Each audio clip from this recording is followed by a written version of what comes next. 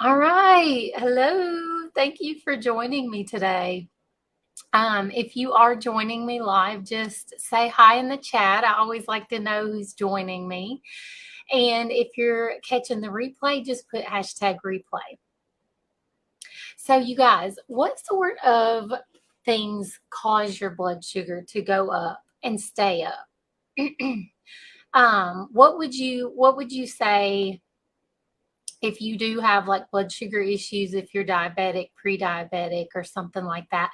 What would you say you see that keeps your blood sugar up? Excuse me. You would probably say like certain foods, right? Like carbohydrates or sugar, something like that. Well, that is true. It's true that those things will cause your blood sugar to go up. But there's something else that keeps your blood sugar up, that can keep it up for a long time, that certain people, it will affect their blood sugar like um, all day long, like a chronic high blood sugar. And a lot of times people don't understand, like, even if they're um, eating a low carb diet, or they're exercising and they're doing the things that have been proven to help with lowering blood sugar. They're doing the things that their doctor tells them. Um, there's still one thing that a lot of people don't consider when it comes to blood sugar, when it comes to your blood sugar staying high for long periods of time. And so that's what I want to talk about today. So if you do have an idea of what that is, just put it in the chat. Let me know what you think. It is. So, anyways, what I'm referring to is stress. Stress is the number one thing that, even if you're doing everything else right, a lot of times stress is what's keeping your blood sugar high, and that's the reason it won't come down. So let me know if you've ever heard this, if you've ever experienced this. Let me know. So stress has been shown to affect blood sugar levels significantly. Like, there's been studies done, and people wearing continuous blood sugar monitors and things like that. And this is what it has shown, that even if they're fasting, even if they are eating a low carb diet, or exercising, and not eating a lot of carbs or sugar, things like that, that we know affects blood sugar. These studies are showing that it's the stress.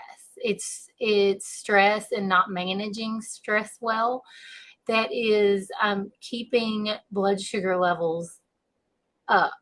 It's keeping them high instead of them coming back down after you eat. So when we're under stress, our body releases hormones that cause blood sugar to increase.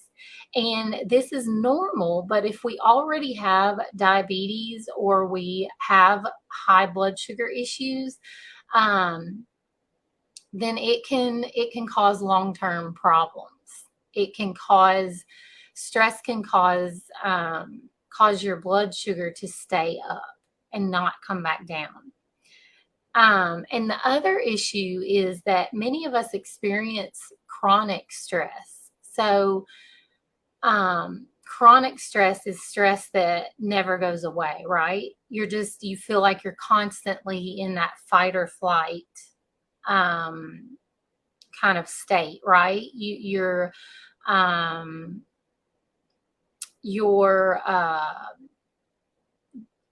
your stress just stays high, and it causes your cortisol to stay high, which is not normal. Your cortisol should go up in times of stress, but then and this should be for a short period of time. It shouldn't be chronic. It shouldn't be all day long. It shouldn't be every day. This should be short bursts of stress, and then your cortisol goes up, and then it should come back down. So this is what, for many of us, this is what is causing our blood sugar issues. It's what's causing our blood sugar to stay chronically high. So I want to talk about the symptoms of stress. So if you, a lot of people say, well, I'm not stressed out. I feel fine. I feel normal. But there are symptoms that you may not associate with stress. Some we do, but some, you don't even, many people don't even think of that being a symptom of stress. So I want to go over that with you, and then we'll get into how we can reduce stress levels so that you can get your blood sugar down to a normal range, okay? So let's go through my list of common symptoms of stress. And these are going to be like headaches. And I don't mean a headache here and there. I mean headaches that are daily or weekly or several times a day, or, very often. And then muscle pain or tension.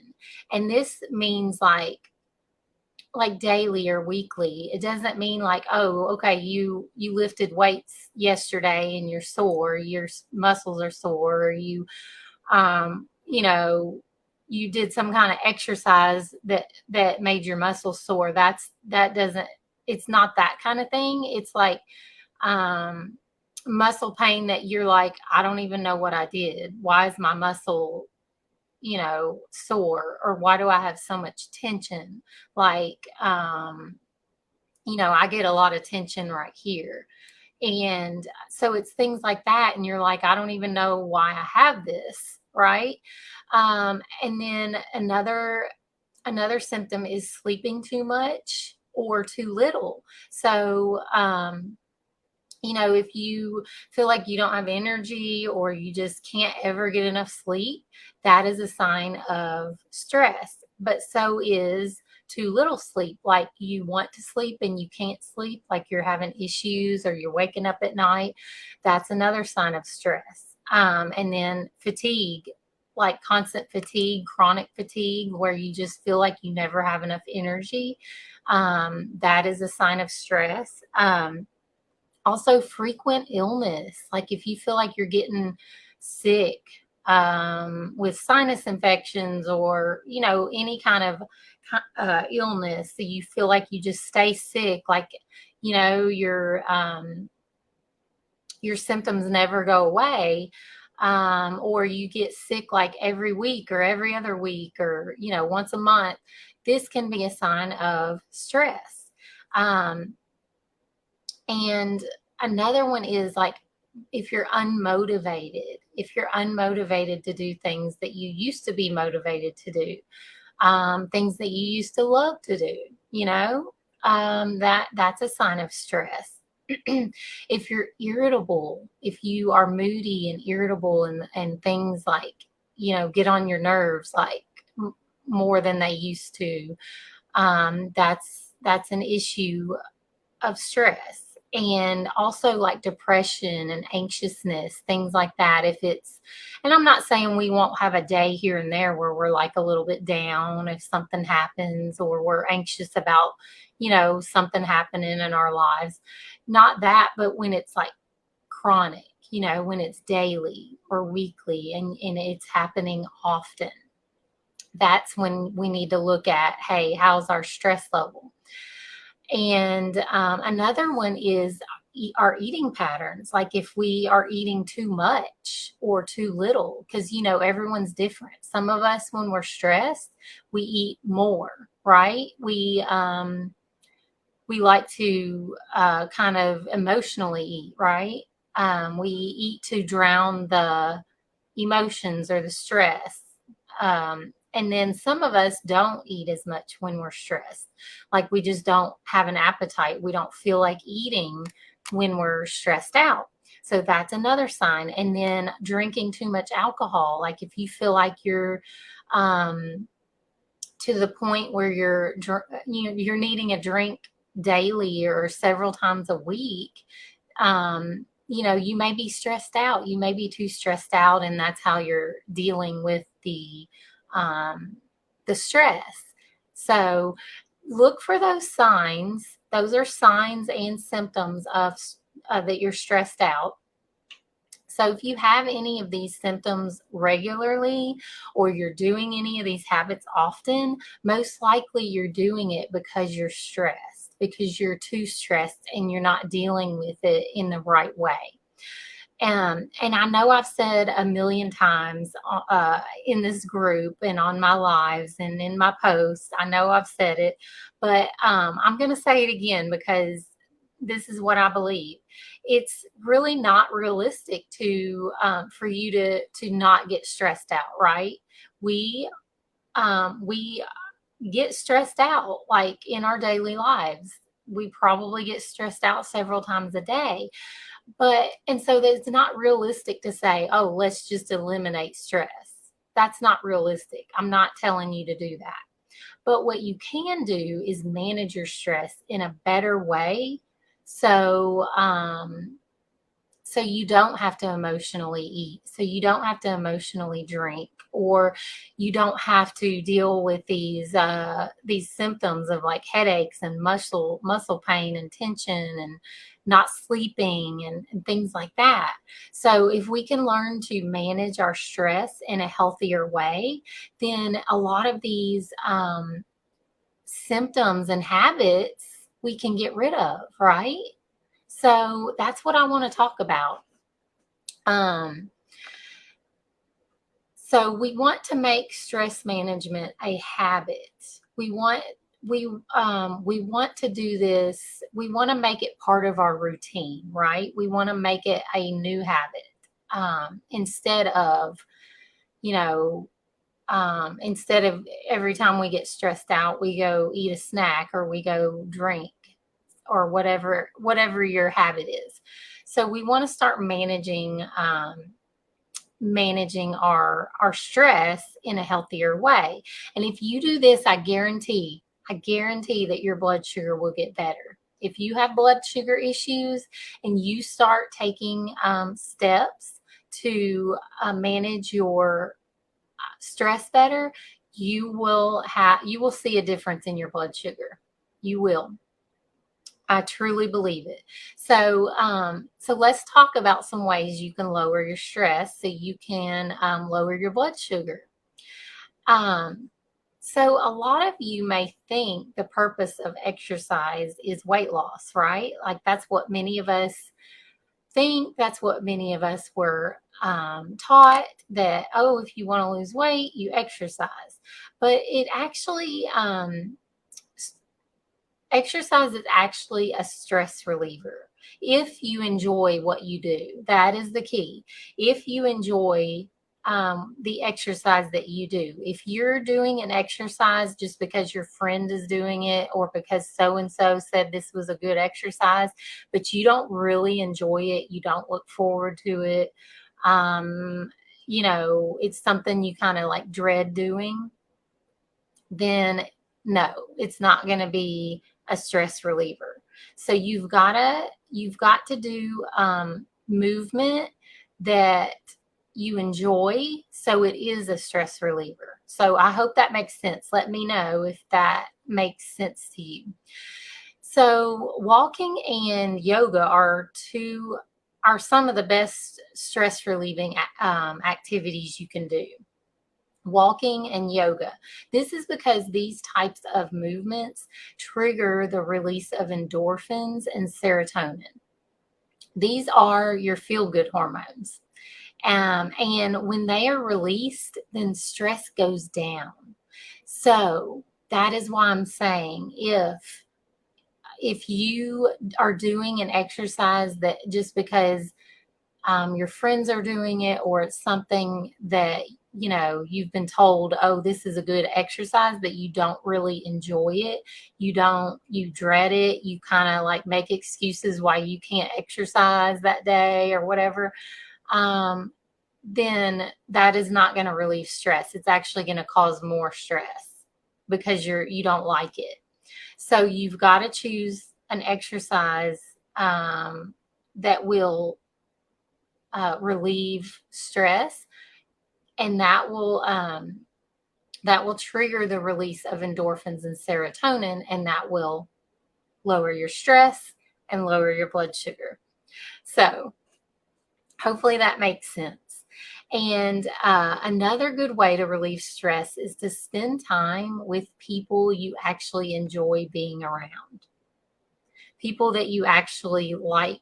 You like their company, right? Whether that's family or friends or a church group or people you volunteer with.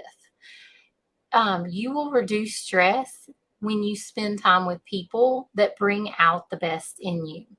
So choose to hang out with people, choose to spend time with people that, sorry, y'all, I have a hair that's like bothering my arm.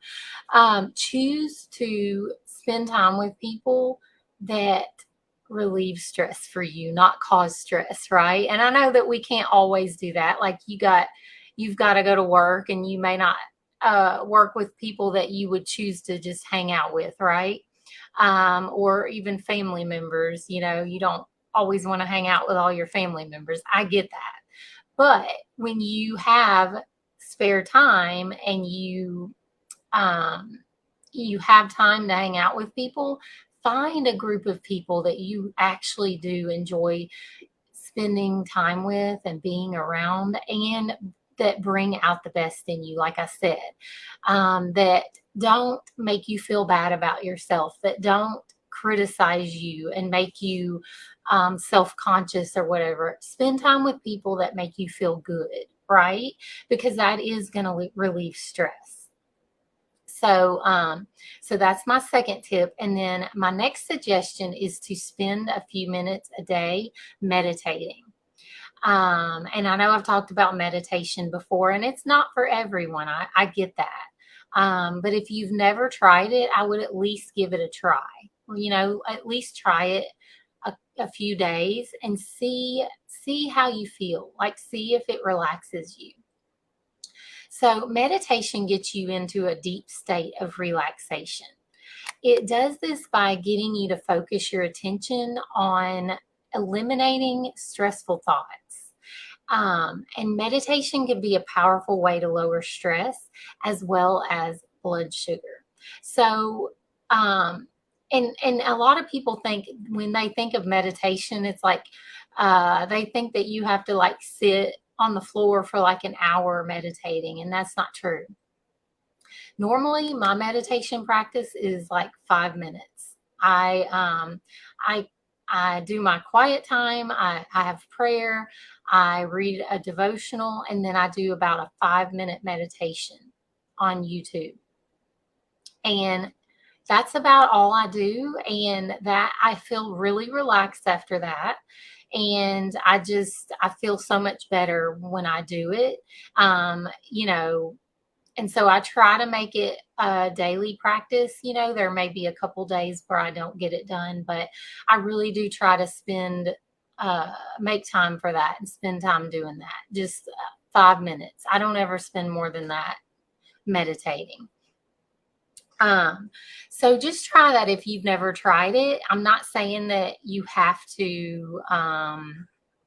you have to do it if it's not something that you really enjoy, but it is worth trying, because I know I've gotten a lot of people hooked on it. A lot of my clients have started doing it, and it really does help with their stress level. Like, they actually feel like, and a lot of them do it at night, like before they go to bed, they'll meditate and they sleep a lot better. Like, they are less stressed and they can fall asleep faster and stay asleep. So that's another tip. If you do have trouble sleeping, if that's like one of your symptoms of stress, maybe try just a 5-minute meditation before you go to bed.